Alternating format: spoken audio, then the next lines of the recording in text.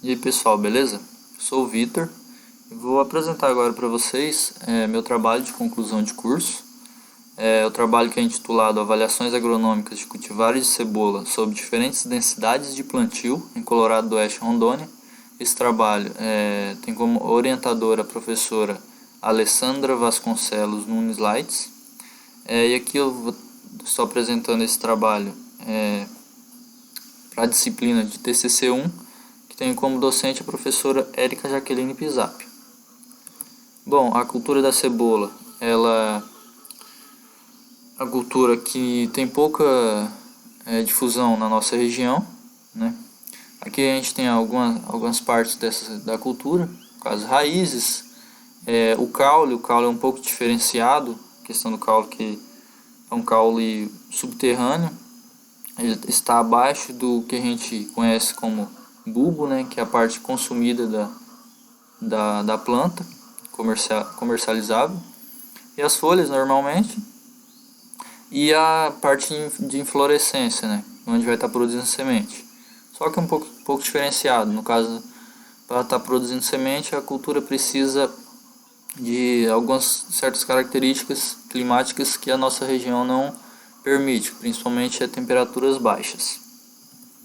Bom, no Brasil a gente tem em torno de 57 mil hectares plantados, segundo dados do IBGE, com a produção nacional de um pouco mais de 1,6 milhões de toneladas produzidas, com a produtividade média de 28,8 toneladas por hectare. No caso, como eu até disse anteriormente, a nossa região ela não tem uma difusão difusão dessa cultura. No caso, o estado de Rondônia, a produção é inexistente. Justamente devido a isso que a gente busca realizar experimento com a cultura. A cultura, ela eu mencionei anteriormente, tem algumas exigências. No caso, em relação à temperatura, ela tem certa variação grande até, né? Ela consegue produzir em temperaturas de 10 até 32 graus, ou seja, tem essa amplitude até grande. E principalmente fotoperíodo, ela tem uma certa exigência. Mas no caso, em relação ao fotoperíodo, a gente tem alguma divisão entre as cultivares existentes, que no caso variam aí de acordo com a quantidade de fotoperíodo exigente por essa cultura, ou seja, a quantidade de dias, de horas luz dia exigente pela cultura. A gente vai ter cultivares desde dias curtos, intermediários, longos e muito longos. No caso, para nossa região, caracteriza é caracterizado como região que possui dias curtos, né? Como a gente está bem próximo ali do Equador, não possui uma variação muito grande da quantidade de horas luz por dia. Então, a gente cultivares de dias curtos vão ser mais apropriadas à nossa região. Outra característica bastante peculiar que vai estar envolvendo essa cultura é o manejo da mesma, ou seja, aqui a gente, no que diz respeito à densidade de plantio da cultura, que essa densidade de plantio vai estar influenciando diretamente na produção e qualidade desse bulbo, que no caso vai estar influenciando no diâmetro do bulbo, e isso vai estar variando, você vai diferenciar bulbos de melhor ou pior qualidade. Então, aqui a gente tem essa tabela onde o mapa ele traz uma classificação para os bulbos de acordo com o diâmetro. A gente observa que a classificação vai de 2 a 5. No caso, o que seria 1 são bulbos palitos, né? Ou seja, que nem chega a formar a estrutura de produção, né? Que é o bulbo mesmo. E a partir da classe 2, que a gente tem 35 a 50, aí até a classe 5, acima de 90 milímetros ou 9 centímetros. Porém, comercialmente a gente observa O consumidor ele prefere bulbos de tamanho intermediário. A gente consegue observar aqui na classe 3, 50 até 70 milímetros. Então justamente a isso a gente busca produzir a maior quantidade possível de bulbos dentro dessa classe. É justamente por isso que a gente avalia a densidade de plantio para ver qual que vai proporcionar a maior quantidade de bulbos com características mais aceitáveis pelo consumidor. Então aqui os objetivos do projeto, objetivo geral, foi analisar as características agronômicas de cultivares de cebola de fotoperíodo curto, submetidas a diferentes densidades de plantio no município de Colorado do Oeste, Rondônia.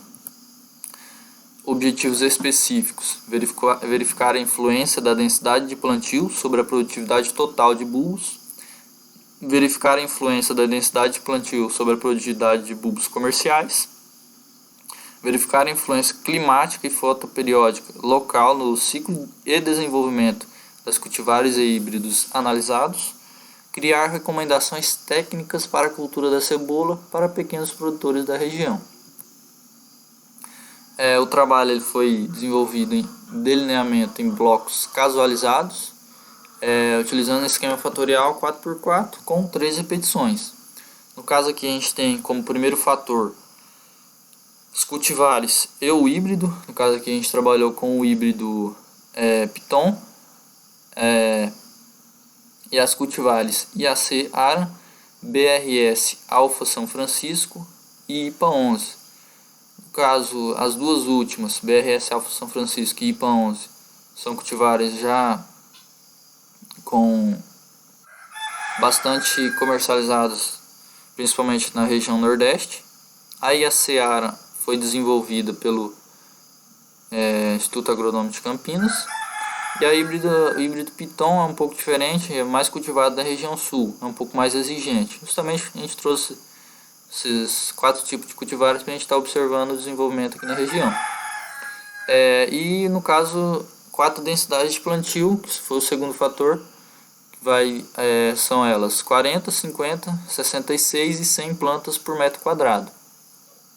E juntando os dois fatores a gente teve, no caso, 16 tratamentos. O trabalho foi desenvolvido no IFRO, Instituto Federal de Rondônia, campus Colorado Oeste, aqui lá no setor de olericultura. A gente pode observar aqui nesse retângulo em vermelho, com bordas vermelhas aqui, foi aproximadamente o local que a gente desenvolveu o projeto. No caso aqui a gente tem o setor de olericultura, e no caso aqui é o local desenvolvido, o local onde a gente tem o desenvolvimento de projetos pelo grupo Temate. A área da parcela foi de 1 metro quadrado, onde a gente teve 3 canteiros dispostos paralelamente, onde foram dispostos todos os tratamentos, logicamente de acordo sorteados. E no caso as variáveis que foram analisadas foram produtividade total dos bulbos, produtividade dos bulbos comerciais, produtividade dos bulbos não comerciais e massa média dos bulbos comerciais. Aí as médias obtidas por meio da coleta de dados foram submetidas à análise de variância pelo teste F com 5% de probabilidade de erro. Havendo diferenças significativas, as médias foram contrastadas pelo teste de Tucker a 5% de probabilidade de erro, utilizando-se o programa estatístico SysVar. Então aqui a gente tem as atividades que foram realizadas. Lá no dia 20 de fevereiro de 2019 a gente realizou a semeadura. Em torno de 5 dias após ocorreu a emergência dessas plantas. Paralelo a isso, a gente teve as outras atividades de campo desenvolvidas. caso aqui a confecção dos canteiros. A gente tem aqui o seu Vanor, motorista, tratorista do Instituto, que fez os canteiros pra gente, com auxílio do trator e encanteirador. A partir da análise de solo que a gente realizou, a gente obteve os resultados, interpretamos e realizamos a calagem. Aqui a gente pode observar alguns dados dessa análise, que é a saturação do solo está em 55,8%, elevamos ela a 70%, a CTC 10,75%, né? A CTC relativamente boa. E a partir, para elevar essa saturação a 70%, a gente realizou o cálculo de necessidade de calagem a partir dos dados, e esse total, essa necessidade de calagem deu 1,69 toneladas por hectare. Como a área do projeto era bem pequena, 54 metros quadrados, a partir de regra de 3 a gente obteve 9,12 kg de calcário. Em relação à adubação, também a partir da análise de solo e interpretação da mesma, seguindo as recomendações da 5ª aproximação de Minas Gerais, para a recomendação de adubação, a gente obteve a seguinte necessidade: 120 kg de nitrogênio, 300 kg de fósforo e 50 kg de potássio. Em relação ao adubo utilizado, no caso, foram 266 kg de ureia, 731 kg de superfosfato triplo e 75,8 kg de cloreto de potássio. Extrapolando isso para metro quadrado, a gente teve 26 gramas de ureia, 73 gramas de superfosfato triplo e 7,6 gramas de cloreto de potássio. Sendo que o superfosfato triplo ele foi adicionado todo no plantio, e a ureia e o cloreto de potássio foi dividido em 3, sendo uma parte no plantio e 2 coberturas aos 30 e 50 dias após o transplantio. A gente tem aqui a adubação. A gente observa o adubo no solo, que foi adicionado o solo em pré-plantio. Aqui a gente tem a muda pronta, que foi levada ao campo. No caso, levamos ao campo, realizamos esse plantio em todas as parcelas, de acordo com a densidade de plantio que foi extrapolada lá no início, que foi determinada no início, desculpa. Aí, para realizar esse transplantio de maneira que fosse atendida a densidade, a gente fez esses gabaritos. A gente pode observar que são 4 as densidades. Então, primeiro a gente tem 10, segundo 15, terceiro 20 e o quarto 25 centímetros entre plantas. Isso para espaçamento entre as plantas, sendo determinado espaçamento entre linhas de 10 centímetros. Aqui a gente tem as mudas já transplantadas. Colocamos o sombrite para estar protegendo essas plantas inicialmente. Aí tivemos alguns problemas, por exemplo, algumas pragas, como a própria lagarta que a gente observa na imagem, grilos que acabaram cortando essas plantas, além de doenças também, a mancha púrpura, mas isso a gente conseguiu sanar com facilidade com aplicações de fungicidas, né, para a doença, e inseticida para os insetos. Aqui, 57 dias após o transplantio, a gente observa a disposição das plantas de acordo com a sua densidade, bem fácil de observar a diferença de densidade. Por exemplo, aqui a gente tem 50 plantas por metro quadrado, aqui ao lado a gente já tem, salvo engano, 100 plantas por metro quadrado, uma diferença bem grande, bem fácil de observar.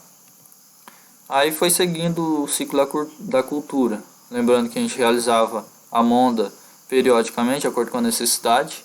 Essa monda que é a retirada das plantas daninhas, né, entre as plantas da cebola. 65, agora 73 dias após o transplantio. Que a gente observa que há um início do desenvolvimento do bulbo aqui, paralelo ao solo. Aqui já 88 dias. Aqui já 93 dias. O bulbo ele já está bem desenvolvido. 101 dias. Mais uma vez o bulbo já desenvolvimento bem característico. 106 dias, já começando o desenvolvimento até da película exterior ao bulbo. 109 dias e 122 dias. Aqui no caso a gente já observa que as plantas já estão entrando em senescência. Uma característica o pseudocaule dela é amolecer e cair, e tombar. No caso a gente observa as plantas ao lado aqui estão eretas, mas essa planta central, a gente observa que ela amoleceu o pseudocaule e tombou. Isso é uma característica de que a planta já está em processo de maturação. E quando em torno de 50% dessas plantas da lavoura estiverem com esse processo de tombamento, como a gente observa em várias plantas aqui na parcela, a gente realiza a colheita da cultura. E é o que foi feito. Aos 130 dias após o transplantio, a gente realizou a colheita dessas plantas, deixando-as dispostas ao solo, no próprio canteiro, buscando-se que as folhas de umas cobrissem os bulbos das outras, sendo que ficou no sol, expostas ao sol no campo durante 7 dias, que a gente já observa que as plantas já perderam bastante umidade. Isso é o processo chamado de cura. No caso, a gente deixa essas plantas no campo para perder o máximo de umidade possível. Após o processo de cura no campo, a gente coletou esse material e levamos para um galpão para estar terminando de realizar o processo de cura, mas no caso agora à sombra. Mais 5 dias de cura à sombra. Após o processo de cura, a gente limpou todo esse material, tiramos as raízes e a parte aérea.